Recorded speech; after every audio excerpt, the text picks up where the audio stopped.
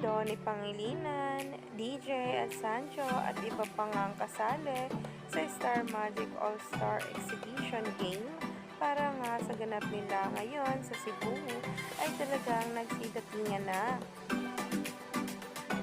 Grabe nga ang mga netizens at mga bula na nag-aantay kay Donnie Pangilinan. Kitang-kita nga ang pila ngayon na talagang umani na nga ng samot-saring komento sa social media. At sabi pa nga ng fans,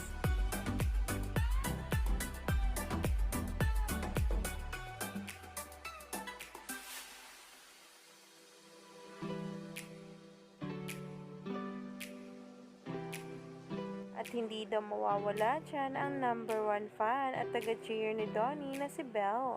Kung sana'y naabangan nga rin sa nasabing ganap. Siguro nga ay nauna itong si Donnie at susunod itong si Belle na talaga nga namang kilig na ang maraming netizens sa social media. At syempre, may interview pa nga ginawa itong si MJ Felipe kay Donnie Pangilinan na ngayon ay nag-trending. Dahil dito nga sinabi ni Donnie na naisiksik pa nga raw sa skit nito ang ganap nito sa All-Star Game.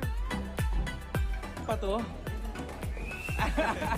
Siyempre kasi Star Magic at saka tagal na namin di nag-event sa Cebu. Right. And we really miss all the Cebuanos and we're just so excited to just have a good time and this is kind of like a breather for me from Right. Pero double excitement. Aside from this, malapit na. So parang, do you feel that? Parang butterflies in your stomach?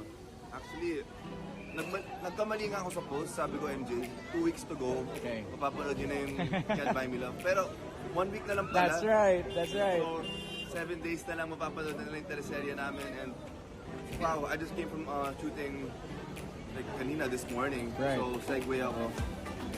Hopefully, all the hard work pays off. And this is It will. really dedicated to you guys. It will. Singit mo pa to?